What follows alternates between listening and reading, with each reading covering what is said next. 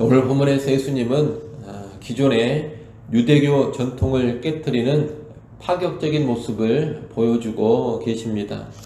이 모습은 예수님께서 가져오시는 새 시대는 옛 시대의 질서가 아닌 새로운 질서를 따라 유지됨을 알게 해줍니다.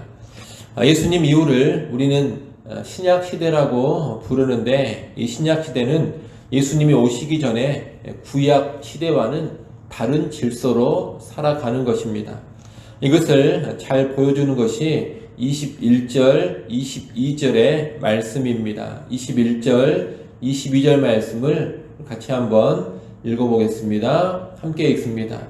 생배 조각을 낡은 옷에 붙이는 자가 없나니 만일 그렇게 하면 기운 새 것이 낡은 그것을 당기어 헤어짐이 더하게 되느니라. 새 포도주를 낡은 가죽 부대에 넣는 자가 없나니 만일 그렇게 하면 새 포도주가 부대를 터뜨려 포도주와 부대를 버리게 되리라. 오직 새 포도주는 새 부대에 넣느니라 하시니라. 아멘. 생배 조각을 낡은 옷에 붙이면 안 됩니다. 그리고 새 포도주는 새 부대에 넣어야 합니다. 마찬가지로 예수님의 복음이 가져오는 새 시대는 옛 질서와 옛 풍조가 아닌 새 질서로 살아가야 하는 것입니다. 이런 맥락에서 예수님은 옛 질서를 깨트리는 모습을 보여주고 계십니다. 예수님은 먼저 세리인 레위를 제자로 부르십니다. 세리는 죄인 취급을 받는 사람입니다. 가족에게도 외면을 당하고 재판정에서 증인의 자격도 없고 회당에서 말씀을 듣거나 배울 수도 없었습니다. 그런데 예수님은 이런 세리인 레위를 제자로 부르십니다. 기존 유대교의 랍비들은 상상도 할 수 없는 일을 예수님은 하시는 겁니다. 그리고 이어서 많은 세리와 죄인들과 함께 식사를 하십니다. 유대교에서는 부정하다고 여겨지는 그런 사람들과 교제하는 것이 금지되어 있습니다. 그런데 예수님은 거리낌 없이 이들을 만나서 이들과 함께 식사하며 교제를 하시는 겁니다. 이 모습을 바리새인들이 비난합니다. 그러자 예수님께서는 17절에 말씀을 하십니다. 17절 말씀도 같이 한번 읽어보겠습니다. 함께 읽습니다. 예수께서 들으시고 그들에게 이르시되 건강한 자에게는 의사가 쓸데없고 병든 자에게라야 쓸데있느니라. 나는 의인을 부르러 온 것이 아니요 죄인을 부르러 왔노라 하시니라. 아멘. 이제 예수님이 가져오시는 이 새 시대는 사람을 차별하거나 구분하지 않습니다. 누가 됐든지 예수 안에서 다 맞이하고 환영합니다. 특히 문제가 많고 부정한 사람이라면 더더욱 예수 안에서 환영합니다. 그 사람은 더더욱 죄사함의 구주요 치료자가 되시는 예수님을 필요로 하는 사람이기 때문입니다. 새 시대는 자기의 죄와 자신의 문제, 자기의 아픈 것을 인정하고 예수께 나오기만 한다면 누구나 환영을 받습니다. 부정한 자나 정한 자나 죄인 취급을 받느냐 의인 취급을 받느냐 유대인이냐 이방인이냐 할례를 받았느냐 받지 않았느냐 이런 것을 묻지 않습니다. 누구에게나 차별 없는 사랑을 베푸는 것이 예수님이 가져오시는 새 시대의 특징, 새 시대의 새로운 모습인 것입니다. 새 시대는 바로 이러한 질서, 이러한 정신으로 살아가는 시대인 것입니다. 그런데 오늘 우리가 신약 시대 예수님을 믿고 따르는 사람들이라면 이런 새 시대의 백성으로서 새 시대의 정신과 질서로 살아갈 수 있어야 하겠습니다. 새 시대의 백성으로서 차별 없는 사랑을 베풀며 살아갈 수 있어야 하겠습니다. 예수님은 또한 금식에 관해서도 새로운 지침을 주십니다. 당시 바리새인들은 율법에서 정한 대속죄일의 금식 외에도 매주 월요일, 목요일 이렇게 두 번의 금식을 했습니다. 세례요한의 제자들도 그 금식의 규례를 지켰습니다.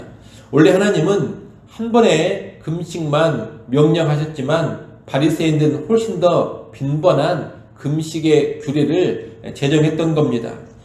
속죄일의 금식은 죄를 회개하고 애통하기 위한 것입니다.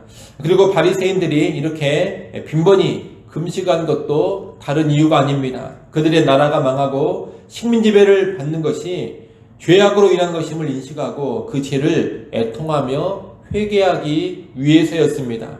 한마디로 이 금식은 모두 하나님이 죄를 용서하시고 회복시켜 주시기를 바라는 마음에서 행하는 것이었습니다. 그런데 예수님이 오신 것은 바로 그 죄 문제의 해결을 위해 오신 겁니다. 다시 말해 그토록 영원한 죄를 사하고 회복시키며 새 시대를 열기 위해서 예수님께서 오셨다는 겁니다. 그러니 이제 금식의 때는 끝났다고 말할 수가 있습니다. 예수님이 오셨으니 즐거워하고 기뻐해야지 계속해서 죄 문제를 붙잡고 괴로운 가운데 금식할 필요가 없는 겁니다. 예수님께서는 이것을 혼인에 관한 비유로 말씀을 하십니다. 신랑과 함께 있는 때에 혼인집에 있는 사람들이 어찌 금식할 수 있느냐는 겁니다. 다만 예수님은 신랑을 빼앗길 날이 이르게 될 텐데 그날에는 금식할 것이라고 말씀합니다. 신랑을 빼앗길 날이란 십자가의 고난과 죽음의 날을 가리키는 것입니다. 그때 제자들은 슬퍼하며 애통하겠지만 그 전까지는 그럴 이유가 없습니다. 아울러 부활 후에도 금식할 이유는 전혀 없다고 말할 수 있겠습니다. 여러분, 예수님이 가져오신 새로운 시대, 신약시대는 몸을 괴롭게 하고 힘들게 하며 죄에 대한 애통과 회개를 목적으로 하는 의무적인 금식을 필요로 하지 않습니다. 예수 그리스도 안에서 모든 죄가 다 사함받고 해결되고 복된 하나님의 나라에 들어가기 때문입니다. 한마디로 예수님 안에서 복음을 만끽하기 때문에 신약시대의 금식은 더 이상 의무적으로 요구되지 않는다는 겁니다. 물론 오늘날 개인적인 차원이나 교회 차원에서 하나님과의 깊은 관계를 위해서 또는 특별한 문제의 해결을 위해서 또는 죄의 애통과 회개를 위해서 금식을 할 수도 있습니다. 그러나 이것은 어디까지나 개인적으로나 교회적으로 알아서 하는 일들이지 기독교의 의무 조항은 결코 아닌 것입니다. 예컨대 이슬람교 같은 데서는 의무적인 금식을 그 신자들이 반드시 해야만 합니다. 그래서 이슬람에서는 라마단이라는 금식 절기가 있습니다. 반드시 금식을 해야 하는 의무가 있다는 겁니다. 하지만 복음에는 그런 것이 없다는 겁니다. 강제적인 금식, 의무적인 금식은 신약시대에는 복음 안에서는 없습니다. 본질상 복음은 기쁨과 즐거움이요, 축제요, 잔치이기 때문입니다.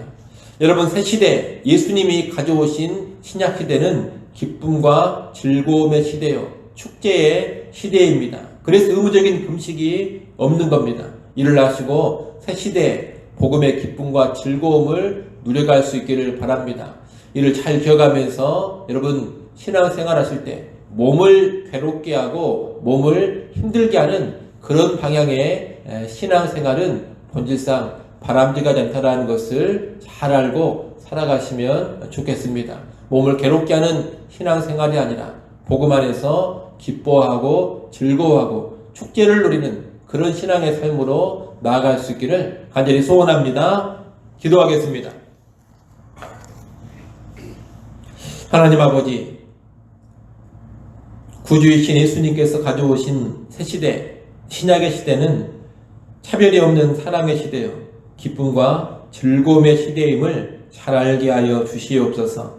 새시대를 살아가는 그리스도인으로서 먼저 우리가 차별 없는 사랑을 보이기를 간절히 바라고 원합니다. 사람을 차별하지 않게 하시고 그 어떤 부정한 사람, 그 어떤 죄인이라더라도 예수 그리스도 안에서 환영할 수 있는 사람들이 되게 하여 주옵소서. 또한 그러한 교회가 되게 하여 주옵소서. 복음의 기쁨과 즐거움을 또한 누리기를 간절히 바라고 원합니다. 몸을 괴롭게 하는 신앙생활로 나가지 않게 하시고 예수 그리스도 안에서 생명의 복음, 죄사함의 복음 안에서 기뻐하고 즐거워하며 축제를 만끽할 수 있는 그러한 삶으로 나아가게 하여 주옵소서. 아무쪼록 우리 모두가 혐오와 배제, 원망과 증오를 버리며 사랑을 보이게 하시고 신령한 기쁨과 즐거움을 풍성히 누려가게 하여 주옵소서.